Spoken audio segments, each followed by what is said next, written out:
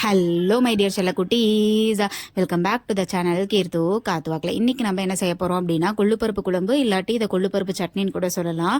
இதுக்கு தேவையான பொருள் வந்துங்க, சின்ன வெங்காயம் வந்து இந்த மாதிரி பொடியாக கொஞ்சம் கட் பண்ணி வச்சுக்கோங்க. அடுத்ததாக வந்து பார்த்திங்கன்னா கருவேப்பிலை 2 கொத்து, மீடியம் சைஸ் தக்காளி ஒரு 2, இஞ்சி வந்துட்டு இந்த மாதிரி துண்டு துண்டாக கட் பண்ணிக்கோங்க. பூண்டு வந்து ஒரு 15 பல் பூண்டு, கத்திரிக்காய் வந்து இந்த மாதிரி கட் பண்ணிக்கோங்க. அடுத்ததாக வந்து நான் கத்திரிக்காய் வந்து ஒரு 5 எடுத்திருக்கேங்க, போதும் அதுவே. அடுத்ததாக வரமிளகாய் வந்து ஒரு 3 எடுத்திருக்கேன். ஃபஸ்ட்டே வந்து இதெல்லாமே ரெடி பண்ணி வச்சுக்கோங்க, அப்போ தான் வந்து செய்யும்போது உங்களுக்கு வந்து டிஃபிகல்ட்டாக இருக்காது. அதுக்கப்புறமா கொள்ளுப்பருப்பு வந்து நான் எவ்வளோ ஆட் பண்ணுறேன் அப்படின்னா, இந்த டம்ளரில் நான் வந்து ஒரு 1/2 டம்ளர் கொள்ளுப்பருப்பு போட்டிருந்தேன். ஸோ உங்கள் வீட்டுக்கு நீங்கள் எப்பயுமே எவ்வளோ போடுவீங்களோ அவ்வளோ வந்து கலந்து போட்டுக்கோங்க. கொள்ளுப்பருப்பு கம்மியாக போட்டாலே நீங்கள் வந்து வெந்து வர்றப்போ உங்களுக்கு அதிகமாக தான் இருக்கும், அதனால் கொஞ்சம் பார்த்து போட்டுக்கோங்க. இப்போ பார்த்தீங்கன்னா நான் இதில் வந்து ஒரு 1/2 டம்ளர் வந்து கொள்ளு வந்து ஆட் பண்ணிக்கிறேன். நல்லா கழுவிக்கோங்க, இதில் கல் அந்த மாதிரி இல்லாமல் நல்லா அரிச்சு எடுத்துக்கோங்க. ஸோ இதை வந்து நம்ம எதில் போட போகிறோம்னா இந்த குக்கரில் தான் போட போகிறோம்.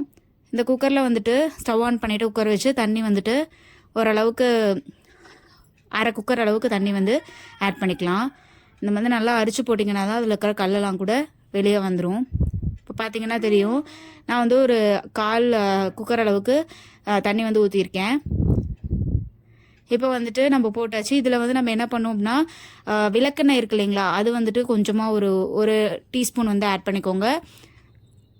மஞ்சத்தூள் வந்து ஒரு சின்ன ஸ்பூனில் 1 ஸ்பூன் வந்து மஞ்சத்தூள் வந்து ஆட் பண்ணிக்கோங்க, இதுவே போதுமானது. இதில் வந்து நம்ம என்ன பண்ணோம் அப்படின்னா தாளிச்சு கொட்டணுங்க. தாளிச்சு கொட்டுறதுக்கு இன்னொரு ஸ்டவ்வில் வந்து நீங்கள் என்ன பண்ணிக்கோங்கன்னா வடை சட்டி ஒன்று வச்சுக்கோங்க. விளக்கெண்ணையும் மஞ்சத்தூளும் கொஞ்சம் நல்லா கலந்து விட்டுட்டு இன்னொரு ஸ்டவ்வில் வந்துட்டு வடை சட்டி வச்சுட்டு ஒரு 2.5 டேபிள் ஸ்பூன் அளவு வந்து எண்ணெய் வந்து ஆட் பண்ணிக்கலாம், கடலெண்ணெய். அதுக்கடுத்ததாக எண்ணெய் வந்து நல்லா காஞ்சதுக்கப்புறமா கடுகு வந்து ஆட் பண்ணிக்கோங்க. இது வந்து நம்ம வாரத்தில் ஒரு நாள் செஞ்சோன்னா ரொம்ப டேஸ்ட்டாகவும் இருக்குங்க, உடம்புக்குமே ரொம்ப நல்லது. அடுத்ததாக வந்து பார்த்திங்கன்னா சின்ன வெங்காயம் பொடியாக கட் பண்ணி வச்சுருக்கோம் இல்லைங்களா, அது வந்து ஃபுல்லாகவுமே ஆட் பண்ணிக்கலாங்க. சின்ன வெங்காயம் ஆட் பண்ணதுனால உடம்புக்கு ரொம்ப நல்லது. இதில் கொஞ்சம் மட்டும் எடுத்து வச்சுக்கோங்க கடைசியாக தாளித்து கொட்டுறதுக்கு. இப்போ வந்து சின்ன வெங்காயம் வந்து நல்லா வந்து கொஞ்சம் வந்து ரோஸ்ட் பண்ணிவிட்டு அடுத்ததாக வந்து கருவேப்பிலை நம்ம வச்சுருக்கோம் இல்லைங்களா, அது வந்து ஆட் பண்ணிக்கலாங்க. அடுத்ததாக வரமிளகாய் ஒரு 3 சொன்னீங்களா, அது வந்து நல்லா இந்த மாதிரி கட் பண்ணி அதையும் ஆட் பண்ணிக்கலாங்க. இப்போ வந்து நம்ம இந்த மாதிரி ஒரு சின்ன உரலில் ஃபஸ்ட்டு வந்துட்டு சீரகத்தை போட்டு கொஞ்சமாக தண்ணி ஊற்றி நீங்கள் மசிச்சுக்கலாம். அடுத்ததாக வந்து பூண்டு இஞ்சி இந்த 2யுமே போட்டு நல்லா மசிச்சுக்கோங்க. இந்த மாதிரி கொட்டி எடுத்தால் வந்து ஓரளவுக்கு எல்லாமே வந்துட்டு மசிஞ்சு வந்துடும். இதை நம்ம வந்துட்டு எதுக்கு பண்ணுறோன்னா ஜீரணத்துக்கு ரொம்ப நல்லது, அதனால் வந்து இதை மசிச்சு இந்த மாதிரி அந்த தாளிப்பு கூட ஆட் பண்ணிக்கலாங்க. ஆட் பண்ணி நல்லா கலந்து விடுங்க, அப்போ தான் அந்த பச்சை வாசனை வந்து போகும். இப்போ வந்து பார்த்திங்கன்னா தாளிப்பு ரெடி ஆகிடுச்சு. இதை வந்துட்டு நம்ம ஆல்ரெடி குக்கரில் இருக்குது இல்லைங்களா, அதில் வந்துட்டு இந்த தாளிப்பையும் ஆட் பண்ணிக்கலாம். கொள்ளு விளக்கெண்ணெய் மஞ்சத்தூள் போட்டு கலந்துருக்கோம் இல்லைங்களா, அதோட இந்த தாளிப்பையும் நல்லா வந்து ஆட் பண்ணிவிட்டு கலந்து விட்டுருங்க. கடைசியாக நீங்கள் குக்கரை மூடுறதுக்கு முன்னாடி கத்திரிக்காய், தக்காளி, கொஞ்சமாக உப்பு வந்து நீங்கள் ஆட் பண்ணிக்கணும். இது நீங்கள் வந்து முன்னாடியே ஆட் பண்ண தேவையில்ல, குக்கர் மூடுறதுக்கு முன்னாடி ஆட் பண்ணிங்கன்னா போதுமானது. உப்பு வந்து தேவையான அளவு நீங்கள் ஆட் பண்ணிக்கோங்க, அதிகமாக தேவையில்ல, பத்தலைனா கூட கடைசியாக போட்டுக்கலாம். நான் வந்து ஒரு டேபிள் ஸ்பூன் வந்து உப்பு ஆட் பண்ணுறேன். அதுக்கு முன்னாடி வந்துட்டு பெருங்காயத்தூள் இருக்கு இல்லைங்களா, அது வந்துட்டு ஒரு 1/4 டீஸ்பூன் வந்து ஆட் பண்ணிக்கிறேன். கடைசியாக வந்து உப்பு ஆட் பண்ணிக்கிறேன். இப்போ இது எல்லாத்தையுமே நல்லா வந்துட்டு கலந்து விட்டுக்கலாங்க.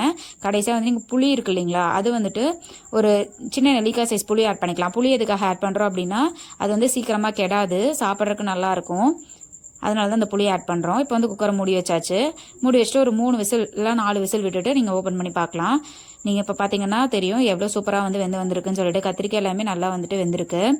இதை வந்துட்டு வாரத்தில் ஒரு முறை செஞ்சு சாப்பிட்டோன்னா உடம்புக்கு ரொம்ப ரொம்ப நல்லது. டேஸ்ட்டுமே அட்டகாசமாக இருக்குங்க. ஒரு டைம் செஞ்சு பாருங்கள், எப்படி இருந்துச்சுன்னு சொல்லிட்டு கமெண்ட்லேயும் கண்டிப்பாக சொல்லுங்கள்.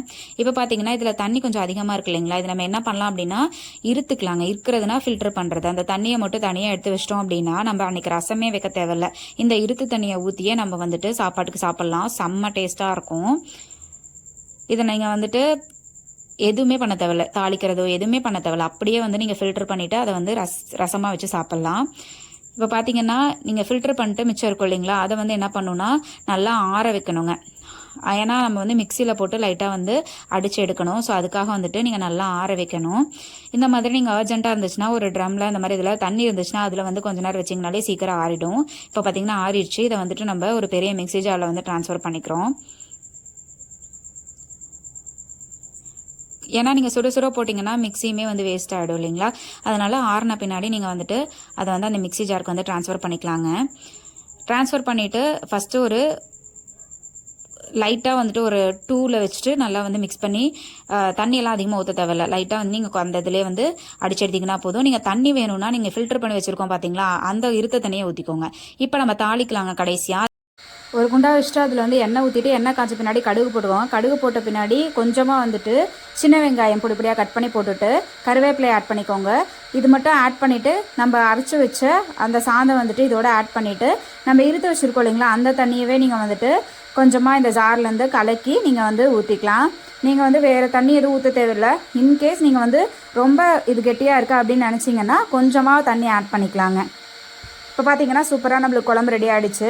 ஒரு 4 கொதி வந்தோடனையும் கொத்தமல்லி தலையை போட்டு நம்ம வந்து இறக்கிக்கலாம். சூப்பராக இருக்கும். அதே மாதிரி இருக்க தண்ணிக்கும் கொஞ்சம் கொத்தமல்லி தலை வந்து மட்டும் ஆட் பண்ணிக்கோங்க. செம்ம டேஸ்ட்டாக இருக்கும். எங்கள் வீட்டில் எப்படி இருந்தாலும் வாரத்துக்கு ஒரு நாள் இதை கண்டிப்பாக செஞ்சுருவோங்க. ஃபுல்லாக காலி ஆகிடும். அதுலேயும் வந்துட்டு இந்த மாதிரி இலையில சாப்பாடு போட்டு லைட்டாக அந்த குழம்ப ஊற்றி அதில் எண்ணெயோ நெய்யோ ஊற்றி சாப்பிட்டு பாருங்கள். இதை அடிச்சுக்க வேறு எந்த குழம்புமே கிடையாதுங்க. அம்பிட்டு ருசியாக இருக்கும். ட்ரை பண்ணி பார்த்துட்டு எப்படி இருந்துச்சுன்னு சொல்லிட்டு கமெண்ட் செக்ஷனில் கண்டிப்பாக சொல்லுங்கள். இன்னும் வேறு என்ன ரெசிபிலாம் போடலாம் அப்படின்னு சொல்லிட்டு கமெண்ட் செக்ஷனில் சொல்லுங்கள். நம்ம சேனலுக்கு சப்ஸ்கிரைப் பண்ணாட்டி சப்ஸ்கிரைப் பண்ணிவிடுங்க.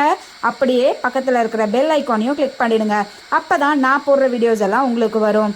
இன்றைக்கி நாம் சாப்பாடு அப்படியே நம்ம செஞ்ச அந்த ருசியான ஒரு குழம்பு, அதில் அப்படியே நெய், அதுவும் வீட்டில் செஞ்ச நெய் விட்டு பொரியல் வைக்காமல் என்றைக்குமே சாப்பிடக்கூடாது. அதனால் பொரியலுக்காக பீட்ரூட் பொரியல், அப்படியே அதில் தேங்காயை தூவி ஒரு அருமையான ஒரு பீட்ரூட் பொரியல் செஞ்சோங்க. இப்படி விதவிதமாக சாப்பிட்டோன்னா உடம்புக்கும் நல்லது, மனசுக்கும் நல்லது. அன்னைக்கு மணத்தக்காளி கீரை வந்துட்டு செஞ்சுருந்தோம் பொரியல், அந்த கீரையும் வச்சாச்சு. நீங்கள் எந்த அளவுக்கு பொரியல் அதிகமாக எடுத்துக்கிறீங்களோ அந்த அளவுக்கு உடம்புக்கு நல்லது. ஸோ ட்ரை பண்ணி பார்த்துட்டு கமெண்ட் செக்ஷனில் சொல்லுங்கள். இன்னொரு வீடியோவில் சந்திக்கலாம். Ta-ta by.